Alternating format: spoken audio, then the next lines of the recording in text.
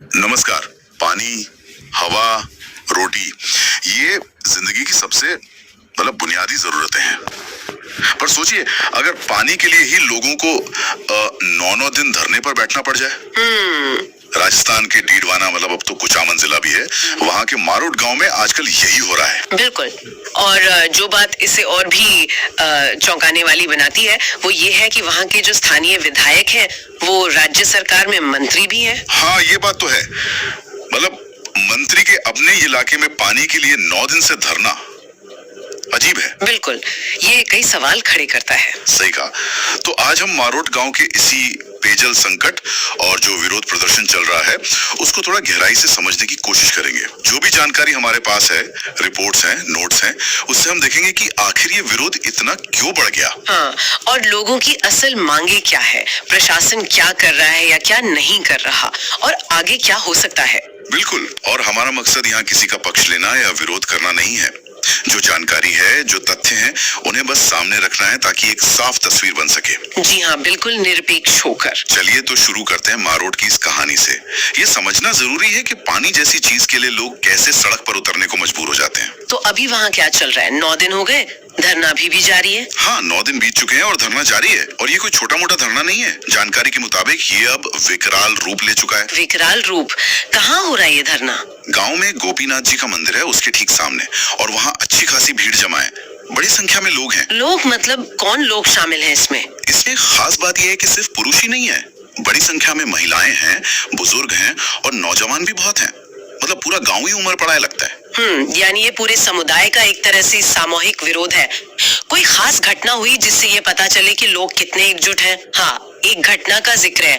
8वें दिन मालियों की ढाणी करके एक जगह है, वहाँ से सैकड़ों लोग महिलाएं, पुरुष सब एक आक्रोश रैली निकालकर धरना स्थल तक पहुंचे थे अपना समर्थन देने। अच्छा। आक्रोश रैली। इससे तो लगता है गुस्सा काफी ज्यादा है। बिल्कुल, ये दिखाता है कि गांव के अलग अलग हिस्सों के लोग भी इस मुद्दे पर एक साथ आ गए हैं और उनमें प्रशासन को लेकर काफी गुस्सा है।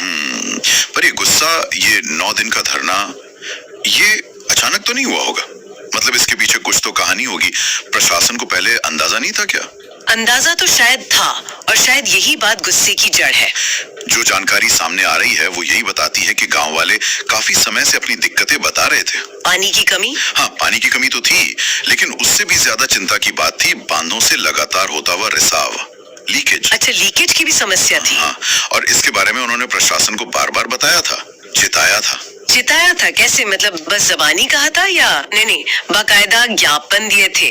खास तौर पर बारिश शुरू होने से पहले कहा था कि भाई जल संरक्षण पर ध्यान दो, इन बांधों की मरम्मत कराओ ताकि बारिश का पानी बचाया जा सके और ये लीकेज रुके। ताकि पानी भी बचे और कोई खतरा भी ना हो। बिल्कुल, लेकिन लगता है उनकी बातों को गंभीरता से लिया नहीं गया। तो फिर प्रशासन ने किया क्या जब चेतावनी दी गई थी? यहीं पर तो मामला उलझ गया लगता है। जानकारी के अनुसार अधिकारियों के बीच एक तरह से टालमटोल चलती रही। अच्छा, एक विभाग दूसरे पर डालता रहा। हाँ, कुछ वैसा ही कि ये काम हमारा नहीं, उनका है। नतीजा ये हुआ कि जो मांगे थी, जो चिंताएं थी, वो बस फाइलों में रह गईं या अनसुनी कर दी गई। और इसी अनदेखी, जिसे गांव वाले शायद लापरवाही कर रहे हैं, उसी से गुस्सा बढ़ता गया। बिल्कुल, यही प्रशासनिक उदासीनता धीरे धीरे गुस्से में बदल गई और अब ये धरना चल रहा है। और इसमें फिर वो राजनीतिक वाला पहलू भी है जो आपने शुरू में बताया कि नावा विधानसभा क्षेत्र के विधायक मंत्री हैं। ये अपने आप में एक अजीब स्थिति है ना? हाँ, ये है तो विरोधाभासी। एक तरफ आपका चुनावा प्रतिनिधि सरकार में इतने बड़े पद पर हो और दूसरी तरफ उसी के इलाके के लोग पानी जैसी बुनियादी जरूरत के लिए सड़कों पर हों। इससे क्या समझे? क्या तालमेल की कमी है या समस्या ज्यादा गहरी है? कहना मुश्किल है। हो सकता है तालमेल की कमी हो या हो सकता है समस्या इतनी पुरानी और बड़ी हो कि राजनीतिक पहुंच भी फौरन समाधान न दे पा रही हो। ये जांच का विषय है। जानकारी में कुछ समुदायों का भी नाम है जो इस प्रदर्शन में शामिल है। हाँ, बताया गया है कि इसमें माली, कुमार, कुमावत, जैन, माहेश्वरी, अग्रवाल कई अलग अलग समुदायों के लोग हैं जो सक्रिय हैं। अच्छा। रिपोर्ट में ये भी लिखा है कि इन समुदायों को पारंपरिक तौर पर भाजपा का मूल वोट बैंक माना जाता है, पर हम ये साफ कर दें कि ये सिर्फ स्रोत में दी गई जानकारी है। हम इसका कोई राजनीतिक विश्लेषण नहीं कर रहे। हाँ, बिल्कुल, ये जानकारी सिर्फ ये समझने के लिए है कि प्रदर्शन में कौन कौन शामिल है। जी। चलिए, अब आते हैं सबसे जरूरी सवाल पर। आखिर ये लोग चाहते क्या हैं? इनकी मुख्य मांगे क्या हैं? क्या प्रशासन से कोई बातचीत हुई है? हाँ, बातचीत तो हुई है। जलदाय विभाग मतलब PHED उसके अधिकारी धरना स्थल पर गए थे। अच्छा, गए थे अधिकारी? हाँ, और उन्होंने वहाँ संघर्ष समिति बनाई हुई है। गांव वालों ने उनके सदस्यों से बात की और उस बातचीत के बाद विभाग ने कुछ मांगों पर कह सकते हैं आंशिक सहमति जताई है। आंशिक सहमति? पूरी क्यों नहीं? और कौन सी मांगे जिन पर थोड़ी बात बनी है? देखिए, पहली और सबसे बड़ी मांग तो भविष्य को लेकर है। अभी गांव में जो पानी सप्लाई होता है वो शायद 2011 की जनगणना के हिसाब से होता है। अच्छा, इतने पुराने हिसाब से? हाँ, तो गांव वाले कह रहे हैं कि भाई आबादी तो तब से बहुत बढ़ गई है, तो पानी की सप्लाई कम से कम 2025 की जो अनुमानित आबादी है उसके हिसाब से फौरन बढ़ाई जाए। और सिर्फ 2025 नहीं, आगे का भी सोच रहे हैं? हाँ, वो दूर की सोच रहे हैं। वो चाहते हैं कि 2050 तक की जो जरूरतें होंगी उसको ध्यान में रखकर एक पूरी योजना बने और उस पर काम शुरू हो। और इस पर विभाग ने क्या कहा? इस पर विभाग ने कहा है कि ठीक है, हम इसका एक प्रस्ताव बना के राज्य सरकार को भेज देंगे। तो इस पर सहमति बनी है प्रस्ताव भेजने की। ये तो हुई लंबी अवधि की बात। फौरी राहत के लिए क्या मांगे हैं? पाइपलाइन वगैरह की? हाँ, फौरी राहत की भी कई मांगे हैं। एक जरूरी मांग है DI पाइपलाइन बिछाने की। DI मतलब? Ductile iron. ये मजबूत पाइपलाइन होती है, ज्यादा चलती है। तो जानकारी ये है कि इसके लिए 95 लाख का एक प्रस्ताव पहले ही सरकार को भेजा जा चुका है। विभाग ने ये बात मानी है। अच्छा, प्रस्ताव भेजा जा चुका है। और पानी के नए स्रोत, कुएं, हैंडपंप? हाँ, उस पर भी बात हुई है। 2 नए हैंडपंप लगाने और एक नया ट्यूबवेल खोदने की मंजूरी के लिए प्रस्ताव भेजने पर सहमति बनी है। ठीक है। और इसके अलावा अगर ग्राम पंचायत हाँ कर दे तो 3 नए कुएं भी बनाने पर विभाग राजी हुआ है। शायद इससे जो अभी किल्लत है उसमें कुछ कमी आए। आजकल वो जल जीवन मिशन JJM की बहुत बात होती है, उसका भी कुछ है? हाँ हाँ, बिल्कुल। JJM के तहत गांव में पानी की नई टंकियां बनी हैं, लेकिन शायद वो अभी चालू नहीं हुई है पूरी तरह से। अच्छा, तो गांव वालों की मांग है कि इन्हें जल्द से जल्द चालू करो भाई। इस पर विभाग ने कहा है कि ठीक है, हम इसमें तेजी लाएंगे और 12 सितंबर तक इसके लिए नया टेंडर भी निकाल देंगे। तो मतलब कई बातों पर सहमति दिख तो रही है। भविष्य की योजना का प्रस्ताव, DI लाइन का प्रस्ताव, नए हैंडपंप, ट्यूबवेल, कुएं, JJM की टंकियां। फिर धरना खत्म क्यों नहीं हो रहा? दिक्कत कहाँ है? दिक्कत है आश्वासन और लिखित आदेश के फर्क में। अच्छा। हाँ, सहमति तो कई बातों पर बनी है, पर ये सब अभी या तो जुबानी है या आंशिक है। विभाग ने कहा है कि हम इन सब पर 12 सितंबर तक लिखित में कोई पुष्टि या आदेश जारी करेंगे। मतलब आश्वासन दिया है। समझ गया। तो गांव वालों के हाथ में अभी तक कोई कागज नहीं है, कोई पक्का सरकारी आदेश नहीं। बिल्कुल, यही बात है। और संघर्ष समिति का कहना बिल्कुल साफ है। वो कह रहे हैं आश्वासन बहुत हो गए, अब हमें एक्शन चाहिए। जब तक हमारी मुख्य मांगों पर सरकार से लिखित आदेश की कॉपी नहीं मिलती तब तक धरना जारी रहेगा। हाँ, तब तक वो वहां से नहीं हटेंगे। उनका साफ मानना है कि बिना लिखित आदेश के इन आश्वासनों का क्या भरोसा। बात तो सही लगती है, विश्वास की कमी दिख रही है। लेकिन ये मामला सिर्फ पानी की कमी और मांगों का ही नहीं है। एक और गंभीर बात बार बार आ रही है। हाँ, और वो शायद सबसे ज्यादा चिंता की बात है।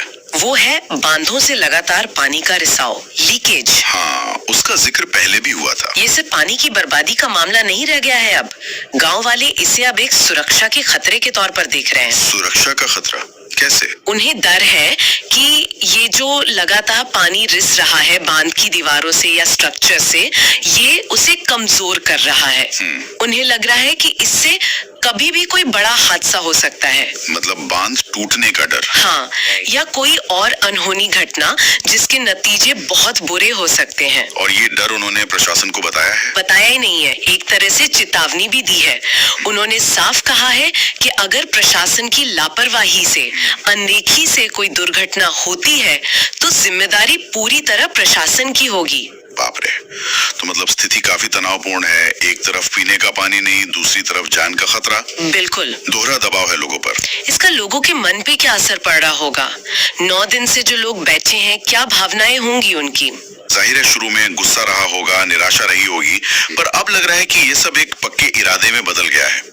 जानकारी यही कहती है कि गांव वाले अब मान रहे हैं कि पानी जैसी जरूरत के लिए उन्हें मजबूरन आंदोलन का रास्ता अपनाना पड़ा है। उन्हें मलाल है कि शांति से बात नहीं बनी। हाँ, कि उनकी अपीलों को, ज्ञापनों को सुना नहीं गया, इसीलिए आज ये नौबत आई। और अगर मांगे समय पर पूरी नहीं होती तो आगे के लिए क्या कहा है उन्होंने? कोई चेतावनी? हाँ, चेतावनी दी है और वो काफी गंभीर है। उन्होंने साफ कहा है कि अगर जल्दी ही कोई पक्का संतोषजनक हल नहीं निकला तो उन्हें उग्र आंदोलन करना पड़ेगा। उग्र आंदोलन? हाँ, ये शब्द अपने आप में प्रशासन के लिए एक सीधी चेतावनी है कि भाई अब सब्र का बांध टूट रहा है। इस सब में ये 12 सितंबर की तारीख बार बार आ रही है, ये इतनी खास क्यों हो गई है? क्योंकि यही वो तारीख है जब तक जलदाय विभाग ने लिखित आदेश या पुष्टि देने का आश्वासन दिया है। तो अब सबकी नजरें 12 सितंबर पर हैं। अच्छा, गांव वाले उम्मीद कर रहे हैं कि इस दिन या तो उन्हें लिखित में कुछ मिलेगा या कोई ऐसी ठोस कार्रवाई होगी जिससे लगे कि हाँ, काम हो रहा है। और अगर 12 सितंबर को भी मतलब कुछ ठोस नहीं हुआ, अगर ये आश्वासन फिर से आश्वासन ही निकला तो यहीं पर स्थिति बहुत गंभीर हो सकती है। गांव वालों ने और संघर्ष समिति ने एक तरह से अल्टीमेटम दे दिया है। जानकारी के मुताबिक अगर 12 सितंबर तक मांगों पर ठीक से कार्रवाई नहीं होती तो अगले ही दिन 13 सितंबर से गांव के एक जाने माने समाज सेवी हैं मनोज गंगवाल, वो आमरण अनशन पर बैठ जाएंगे। आमरण अनशन? अरे ये तो बहुत बड़ा कदम होता है। हाँ, ये विरोध का एक बहुत ही गंभीर और शायद आखिरी तरीका माना जाता है। ये दिखाता है कि लोग कितने हताश हैं और अब वो आर पार की लड़ाई के मूड में हैं। इससे तो प्रशासन पर बहुत दबाव पड़ेगा। बिल्कुल, अब सवाल यही है कि क्या प्रशासन इस अल्टीमेटम को गंभीरता से लेगा? क्या 12 सितंबर से पहले कोई हल निकलेगा या फिर मामला आमरण अनशन तक जाएगा और बिगड़ेगा? तो इस पूरी बातचीत को अगर समेटें तो मुख्य बातें क्या निकल कर आ रही हैं? मारोट गांव में पानी के लिए एक बड़ा एकजुट विरोध प्रदर्शन चल रहा है। 9 दिन से ज्यादा हो गए हैं। प्रशासन ने, खासकर जलदाय विभाग ने बात की है, कुछ मांगों पर हामी भी भरी है। भविष्य की योजना, पाइपलाइन, नए स्रोत, जेजेएम टंकियां, इन सब पर। हाँ, लेकिन ये सब पक्का नहीं है। लिखित आदेश का इंतजार है और गांव वाले बिना लिखित आदेश के हटने को तैयार नहीं है। बिल्कुल, और इसके साथ ही वो बांधों से जो लीकेज हो रही है उसकी चिंता बहुत ज्यादा है। उसे वो सिर्फ पानी की बर्बादी नहीं बल्कि एक बड़े खतरे की तरह देख रहे हैं। और इन सब के बीच 12 सितंबर की एक डेडलाइन है। जी हाँ, और अगर तब तक बात नहीं बनी तो 13 सितंबर से आमरण अनशन की चेतावनी है, जो स्थिति को बहुत नाजुक बना सकता है। तो कुल मिलाकर मारोट की ये कहानी सिर्फ एक गांव के पानी के संकट भर की नहीं है। ये हमें सोचने पर मजबूर करती है कि हमारे यहाँ बुनियादी ढांचे की क्या हालत है, सरकारी मशीनरी कैसे काम करती है, उसकी रफ्तार क्या है। और जब सिस्टम लोगों की उम्मीदों पर खरा नहीं उतरता तो लोग कैसे अपनी आवाज उठाते हैं, उसके क्या नतीजे होते हैं, ये सब बड़े मुद्दे इसमें झलकते हैं। बिल्कुल, और यहीं से शायद एक आखिरी सवाल या विचार मन में आता है। हाँ, कि अक्सर ऐसा क्यों होता है कि प्रशासन आश्वासन तो दे देता है लेकिन जमीन पर काम होने में, मतलब जो वादा किया है वो पूरा होने में इतना वक्त क्यों लग जाता है, खासकर पानी जैसी बुनियादी जरूरत के मामले में भी। सही बात है, ये गैप क्यों रह जाता है वादों और हकीकत के बीच? कहाँ कमी है व्यवस्था में, सोच में? ये सवाल सिर्फ मारोट का नहीं है, शायद ये एक बड़ा सवाल है जिस पर सोचने की जरूरत है। बिल्कुल, और इसी सवाल के साथ मारोट पेयजल संकट पर हमारी आज की ये बातचीत यहीं खत्म करते हैं।